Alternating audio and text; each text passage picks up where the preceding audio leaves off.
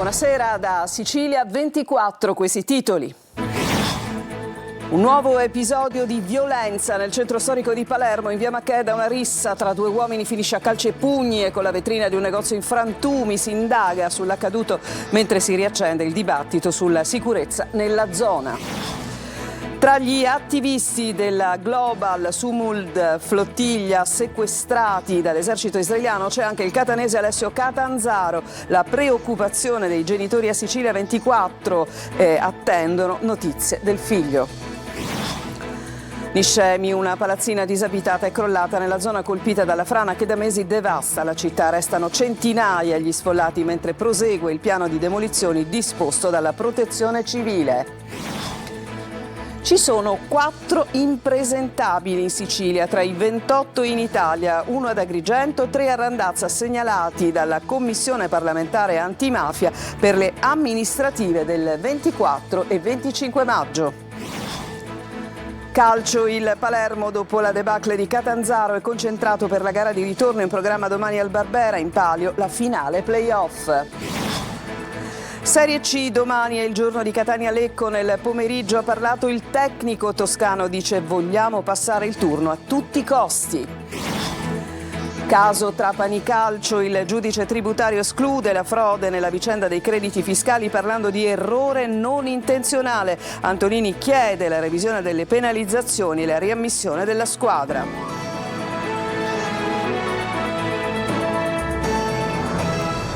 Bentrovati a Palermo, una violenta rissa. Ieri in tarda serata 2 uomini si picchiano a calci e pugni, il tutto ripreso da un residente che ha poi denunciato l'episodio. Ancora una volta dunque il centro storico del capoluogo siciliano la notte diventa luogo di insidie e di pericoli. Marco Gullà.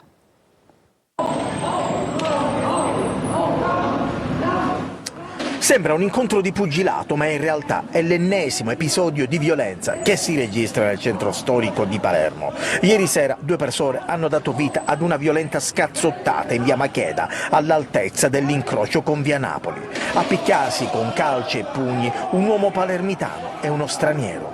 Durante la rissa, come vediamo, uno dei 2 soggetti ha danneggiato una vetrina in cui erano contenuti dei souvenir. Lei ha denunciato su Facebook l'ennesimo episodio di violenza nel centro storico. Via Macheda siamo in preda all'anarchia e a una malamovida che denunciamo da mesi insieme ai comitati e ai residenti della zona. Il tema è che non manca il rispetto delle regole, ci sono le ordinanze, ci sono i regolamenti, ma assistiamo puntualmente al mancato rispetto di quelle che sono semplici leggi e norme. I cittadini non riescono più a riposare, le preoccupazioni aumentano costantemente. Si tratta dell'ennesimo episodio di violenza avvenuto fra le strade del centro storico, un fatto che riaccende i riflettori sul tema della sicurezza e del controllo del territorio. Via Macheda, nelle ore diurne, è un crocevia di turisti, poi dalle 20 in poi spacciatori e bande prendono il sopravvento, terrorizzando residenti e visitatori. Cambiamo argomento. Tra gli attivisti della Global Sumud Flottiglia sequestrati dall'esercito israeliano c'è anche un dottorando di origine catanese. Si chiama Alessio Catanzaro. I genitori hanno assistito in diretta all'abbordaggio e poi nessuna notizia li ha sentiti. Per noi Lorena Dolci. Alessio scrive: ci stanno abbordando, dobbiamo buttare i telefoni a mare. Allora ci siamo fermati e abbiamo acceso lo streaming che la flottiglia aveva messo in atto. Ed ecco le immagini dell'abbordaggio in pieno giorno da parte dell'IDF, le forze armate israeliane, alle barche della Global Sumud Flottiglia diretta a Gaza, fra cui appunto la Cactus e quella del 30enne Alessio. Abbiamo visto prima un ufficiale della Marina israeliana fare alzare le mani ai ragazzi e poi i gommoni dei gruppi d'assalto arrivare sulla barca e spaccare la telecamera e poi più niente, ecco. Da allora, le 9 di lunedì mattina, il silenzio che pesa sui cuori di questi 2 genitori, il padre, ex professore di sociologia all'Università di Catania, e la mamma bolognese, che nonostante l'ansia di queste ore appoggiano in pieno la causa sposata dal figlio contro il genocidio palestinese. Per questo nei giorni scorsi, Papa Raimondo aveva scritto una lettera aperta al presidente Mattarella chiedendo di non lasciarli soli. Non c'è stata nessuna protezione, ma questo è un fatto molto grave perché lo Stato dovrebbe difendere i propri cittadini, invece non li ha difesi. A bordo giovani di tutto il mondo come questi due volontari, lui irlandese e lei polacca, ma amanti della Sicilia, che durante la navigazione intonavano una canzone popolare. Alessio non è né un attivista di partito, non fa parte di nessuna organizzazione, studia fisica teorica. Alla fine d'aprile ci ha detto: ma io avrei un mese di ferie, farei un po' di volontariato. E il giorno dopo ci ha detto: mi sono proposto per andare con la flottiglia. Alessio e gli altri sequestrati si trovano a bordo di una nave militare israeliana in attesa di essere sbarcati, trasferiti in carcere e poi interrogati. A 4 mesi dalla grande frana che ha devastato il centro storico di Nicemi, un nuovo crollo riaccende paura e interrogativi. Un edificio è precipitato nel burrone sotto gli occhi delle telecamere di sorveglianza. Intanto la Protezione Civile conferma: tutte le case della zona nera saranno demolite. Gerry Italia.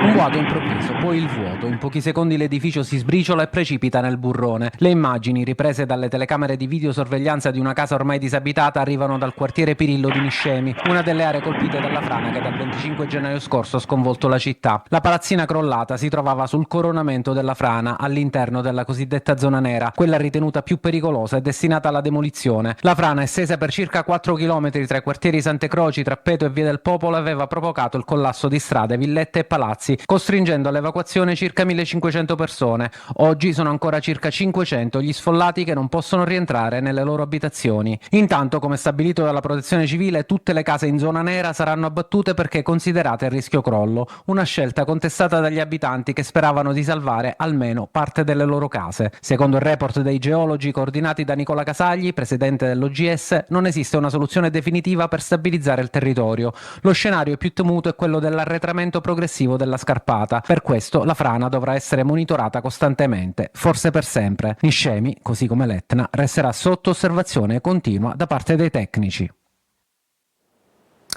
Quali canali seguono da dove arrivano i Kalashnikov e le armi da guerra che poi finiscono nelle mani della mafia? L'analisi è di Vincenzo Musacchio, esperto di criminalità organizzata. Interessati, dice, anche i porti di Catania e Palermo. Lorena Dolci.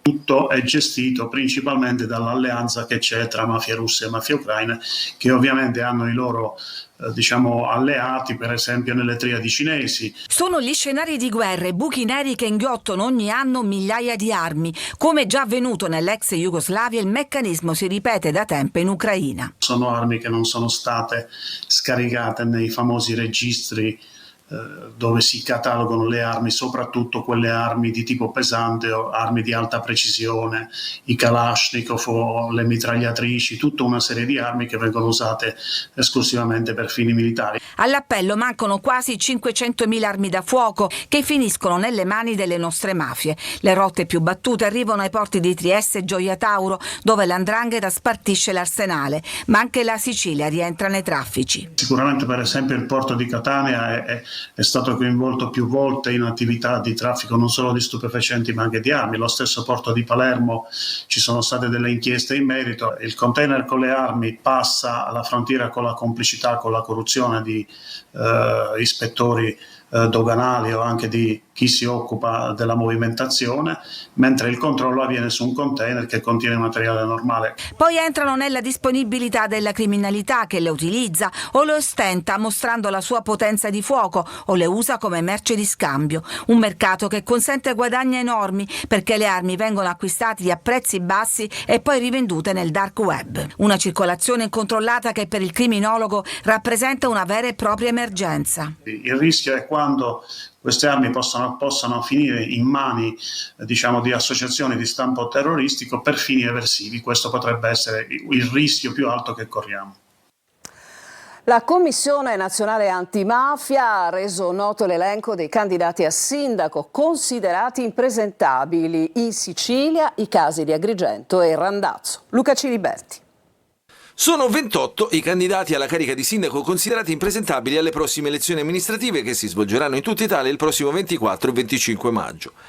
Almeno questo è quello che emerge dalle verifiche svolte in Commissione parlamentare antimafia in merito alle violazioni del codice di autoregolamentazione dei partiti. A rendere noto l'elenco è stata la stessa presidente della Commissione parlamentare antimafia, Chiara Colosimo. Complessivamente sono state esaminate le posizioni di 35 comuni.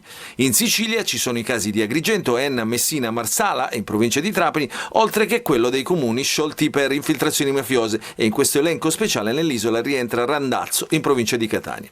Tra gli impresentabili figura il candidato sindaco per il comune di Agrigento Luigi Gentile, che corre con le liste Democrazia Cristiana, Noi Moderati, Sud Chiama Nord, Lega Agrigento, Gentile sindaco di Agrigento, Prima l'Italia, e secondo quanto emerso Gentile è imputato in un procedimento per bancarotta fraudolenta davanti al Tribunale di Agrigento. I fatti risalirebbero a marzo 2021. Diversa la situazione di Randazzo in provincia di Catania, comune sciolto per mafia a gennaio 2024 sotto la guida del sindaco autonomista Francesco Sgroi. Dei 5 candidati alla poltrona di primo cittadino, 3 risulterebbero impresentabili. Si tratta di Alfio Pillera, Gianluca Anzalone e Cettina Foti.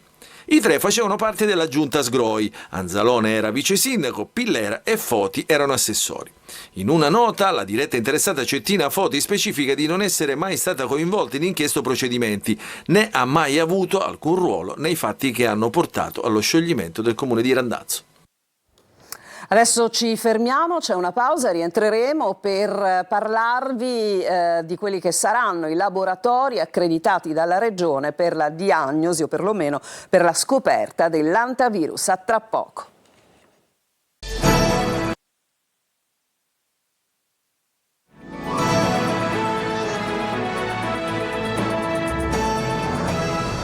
Seconda parte di Sicilia 24, la regione siciliana ha individuato 2 laboratori di riferimento per l'eventuale diagnosi dell'antivirus su richiesta del Ministero della Salute. Per la Sicilia occidentale sarà operativo il Policlinico Paolo Giaccone di Palermo, mentre per la Sicilia orientale il Policlinico Rodolico San Marco di Catania. L'assessore regionale alla salute Marcello Caruso ha assicurato che il sistema sanitario siciliano è pronto a effettuare i test e ad attivare tutte le procedure necessarie in caso di sospetta infezione. E torna alla luce la spiaggia nera di San Giovanni Licuti a Catania. Dopo i danni provocati dal ciclone Harry, il comune è al lavoro, come vedete, con mezzi meccanici per rimuovere massi e detriti e ripristinare circa 400 metri quadrati di arenile accanto al solarium. L'intervento rientra in un piano da 190.000 euro per la pulizia degli sbocchi a mare e dei canali cittadini. E adesso ci spostiamo da Catania, andiamo a Ragusa Ibla, dove sarà attiva una card contro il caro vacanze. Attraverso sconti su soggiorni, ristoranti e visite gratuite sarà possibile risparmiare fino a quasi la copertura del costo di viaggio. Veronica Barberino. A Ragusa Ibla i commercianti fanno rete contro il caro vacanze. In un contesto economico e turistico segnato da incertezze internazionali e da un generale aumento dei costi di viaggio, i circa 90 operatori privati aderenti al centro commerciale naturale Antica Ibla propongono una card sconti per attirare turisti.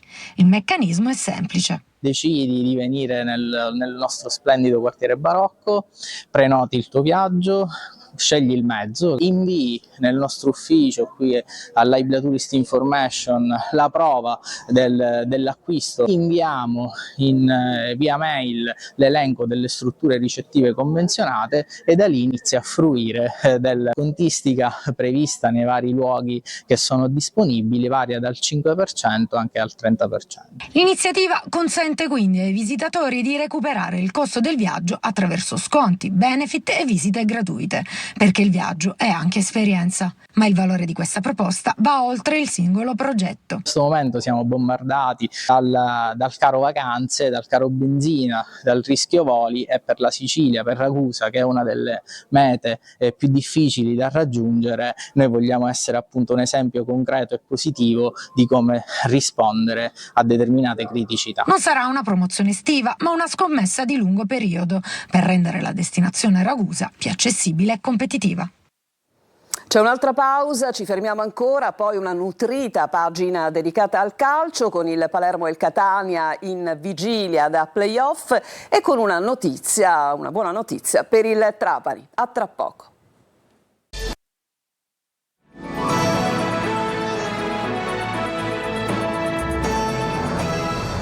Siamo al calcio, il Palermo dopo la debacle a Catanzaro lavora per la gara di ritorno in programma domani al Barbera. In palio, lo ricordiamo, la finale playoff per il rosanero. Sarà necessario rimontare 3 gol ai calabresi, dunque occorre una impresa titanica. Marco Gullà. Le speranze sono flebili, ma nel calcio mai dire mai. Pippo Inzaghi ha fatto mea culpa, abbiamo sbagliato tutto, ha detto. Ma domani al Barbera, nella gara di ritorno contro il Catanzaro, i tifosi si aspettano un cambio netto di mentalità. Il Palermo passa in finale se vince con 3 gol di scarto. Difficile, molto difficile, ma non impossibile. I rosanero in casa hanno costruito in parte la loro classifica, una remontada in cui crede il centrocampista Segre. Dobbiamo ricaricare energie mentali, voltare pagina e dobbiamo dare tutto, dobbiamo veramente sputare sangue fino all'ultimo secondo e avremo la spinta dei nostri tifosi e dobbiamo veramente dare la vita. Sul piano dei singoli la speranza principale è legata al recupero al centro della retroguardia di Bani, la cui assenza ha pesato enormemente nella sfida in Calabria. Per ridare verve, sprint e dribbling alla manovra offensiva crescono sensibilmente le chance di vedere Rui Modesto largo a destra e Jonsen schierato dal primo minuto. Il fantasista norvegese ha realizzato il suo unico gol stagionale proprio contro il Catanzaro nella sfida di campionato giocata a Palermo. La vera e propria svolta strategica potrebbe però riguardare il modulo. Inzaghi sta valutando seriamente di accantonare il consueto 3-4-2-1 per tentare la carta dell'all-in con un 4-2-3-1. Domani al Barbera oltre 28.000 spettatori. Inzaghi spera nell'effetto Bolgia per dare una spinta concreta alla squadra. Ed è vigilia ovviamente anche per il Catania, è rientrato da Lecco. Domani sera al Massimino si giocherà la gara di ritorno. È stata intanto vietata, lo ricordiamo, la trasferta ai tifosi del Lecco. Francesco Triolo.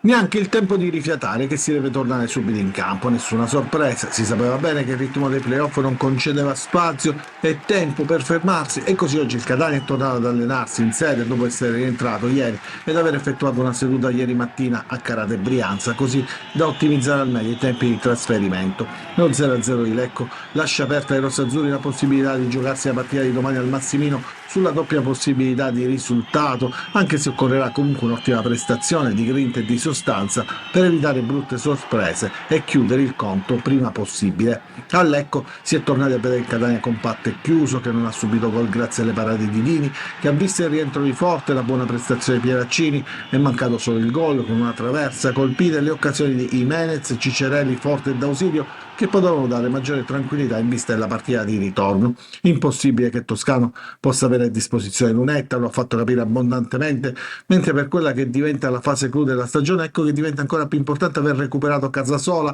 l'argentino che ha completato la fase del rodaggio post infortuni e che a Lecco ha fatto vedere un paio di incursioni pericolose. Visti gli impegni ravvicinati, Toscano potrebbe cambiare qualcosa in tutti i reparti.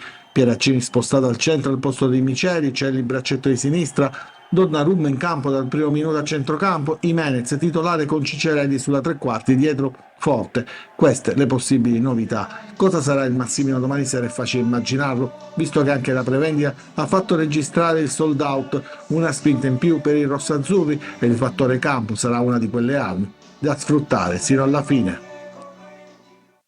Passare il turno a tutti i costi. Oggi ha parlato alla stampa Mimo Toscano, sentiamo uno stralcio.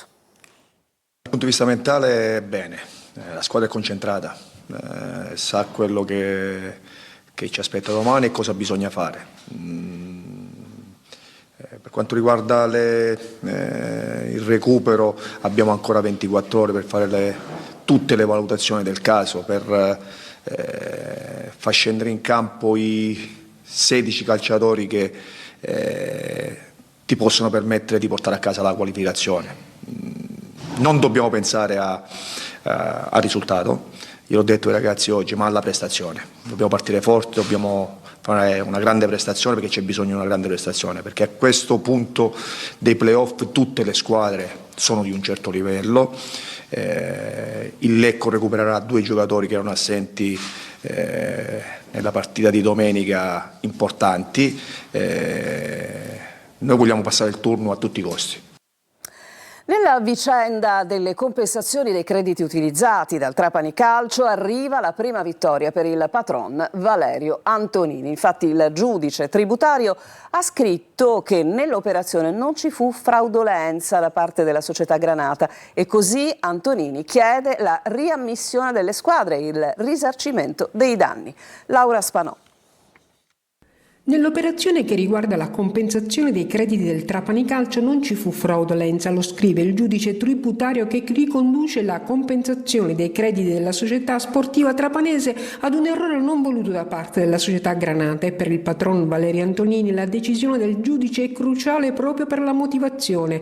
Il caso della compensazione dei crediti della società Granata ha riguardato l'utilizzo di crediti d'imposta ritenuti inesistenti dall'Agenzia delle Entrate per pagare debiti erariali come ritenute IRPEF e contributi INPS. Questo ha portato a deferimenti e pesanti penalizzazioni in classifica. La vicenda finisce come forse nessuno si aspettava, con una sostanziale remissione delle responsabilità da parte degli organi societari, a cui è stato addebitato il minimo sanzionatorio per effetto di un'evidente leggerezza da parte di chi avrebbe dovuto verificare la credibilità di Gianluca Alfieri, protagonista di uno dei più discussi scandali sportivi e fiscali. Antonini pretende ora che le federazioni che hanno penalizzato FC Trapani e Trapani Shark si muovano di conseguenza e annuncia che chiederà la riammissione delle 2 squadre nei rispettivi campionati e la richiesta di risarcimenti dei danni che ha subito per la perdita dei giocatori, sponsor e abbonati. Poi la stoccata finale, confermando la sua candidatura a sindaco di Trapani.